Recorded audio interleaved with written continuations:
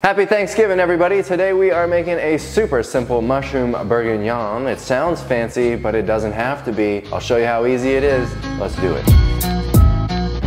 Hey everybody, this is Dylan. I am all about helping you to stick to your plant-based diet forever by making it so simple and easy. This dish has a little tiny bit of chopping, but it is very easy to whip up. We are making mushroom bourguignon, which is a mushroom dish that normally would have a bunch of beef, if I'm not mistaken. We put this one in our brand new holiday book. This cookbook is delightful. If you haven't gotten it, it's not too late. It's still the holidays, folks. You got all of the December holidays to plan for, and this book has so many excellent holiday type dishes. Of course, you can eat them even when it's not holiday time, like this dish, which we definitely also eat all year round, but it still has that holiday flavor. So come on in, Reeves, let's make this thing.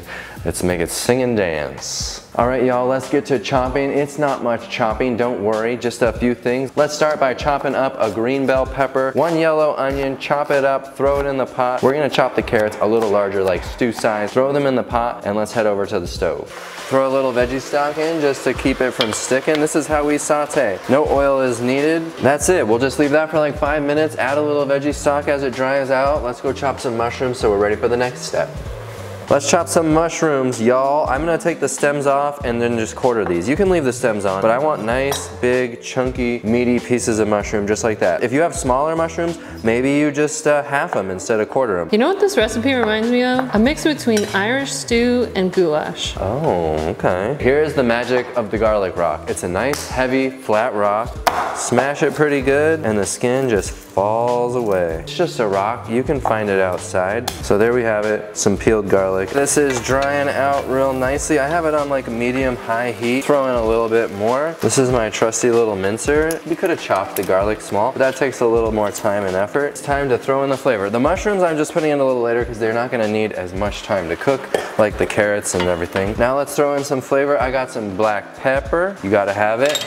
Some thyme and some rosemary, dry thyme. Of course, you can use fresh herbs for this. If you got them, it's Thanksgiving. This may be the time to splurge on some of those fancy fresh herbs. And some marjoram. Marjoram is kind of in the oregano family, but it is definitely a Thanksgiving herb. Some nutritional yeast. Well, your world sells the best nutritional yeast out there. Best flavor, best price, you gotta get it. And some paprika. Throw that in. We'll add a little bit more veggie stock. The mushrooms are gonna start giving off a lot of water too, so be mindful of that. We're gonna use like a whole quart of veggie stock in this recipe. I'm adding like half of it now, and we'll just keep adding it as we go. Throw in a couple of bay leaves, put them in. Let's throw in some tomato paste. The tomato paste is gonna be obviously pretty thick until it starts to heat up, so don't worry about trying to break it all up right now. It'll break up as the recipe cooks. So let's throw in some more veggie stock. We'll get this thing cranking, and then we'll just cover it for like 10 minutes and let everything simmer. Still, just like you said, marjoram is similar to oregano. You could really mix and match any of the herbs in this dish. Definitely. Any kind of poultry seasoning, herbs. I just picked the hearty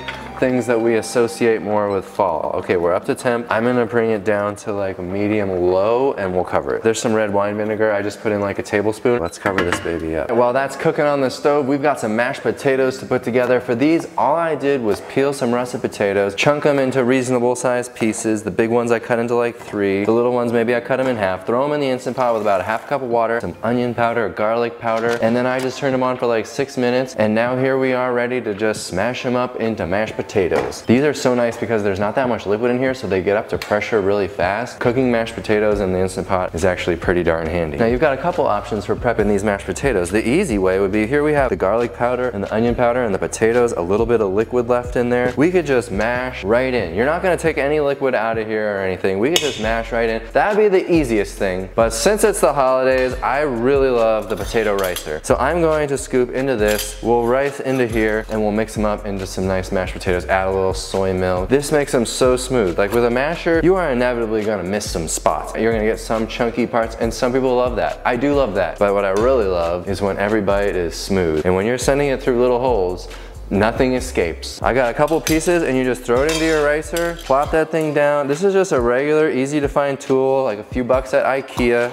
If you've ever over mashed your potatoes to where they get like gooey and gummy, this also really helps with that. Our potatoes are rice. Now, if you wash this thing right away, it's easy to wash. If you let this dry out and all the holes get full of dry potatoes, well, that is not so fun. So make sure you wash this thing instantly, like the Instant Pot. So we've already got our garlic and onion in here from when we cooked cook them, throw in some soy milk, get them as creamy as you want. This dish, we're gonna serve it over mashed potatoes. We need some starch. We're gonna serve this over mashed potatoes. You can see that they're getting creamy, but they're not as creamy as I want them, so I just pour in a little bit of plant milk. We love soy milk. Stir them up, and then they're just gonna keep getting creamier and creamier. Now you could crack in some black pepper, put in some chopped greens. Let's have a taste.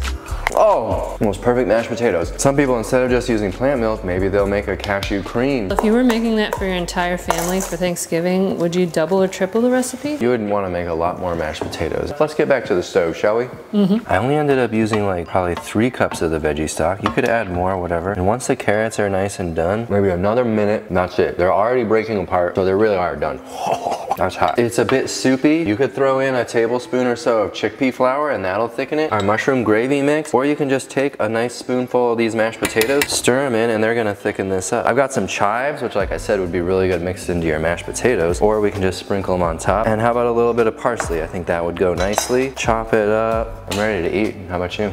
Definitely. Step 1, mashed potatoes. This could be just a whole meal in itself. Boom, done. Next video. Dill, when you build your Thanksgiving plate, do you always do potatoes the whole base layer? Yeah, why not? I mean, I can tell you that I eat 3 times as many potatoes as any other item at Thanksgiving. I can tell you that. Now we just spoon on our delicious stew, or you can serve this in a bowl like a stew. You can call it whatever you want. And this is practically your gravy all over those potatoes. Now tell me that isn't beautiful. I haven't even put the parsley on yet. Oh boy. Boom. Let's get tasted.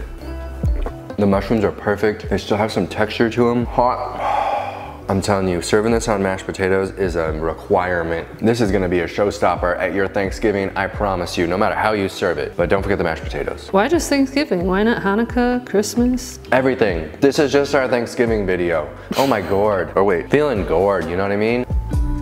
I'm going to admit, I just bit a mushroom and potato only because those are my 2 favorite things. It's just really hearty and delicious and comforting. It's one of those meals that you feel like you're having this indulgence, but this is like a fat-free meal. It's delicious, it's perfect. We've got this whole entire recipe for you for free down below. Click the link in the description box, but it's also in our brand new holiday cookbook. I hope you'll try it out. It's like the best cookbook Reeves has ever made. It's got this whole section on social pressure, which is very common during the holidays and family events, obviously. So it's a really awesome book. I hope you check it out and watch more videos like this one right here. We'll see you on the next video. Thanks for watching. Bye.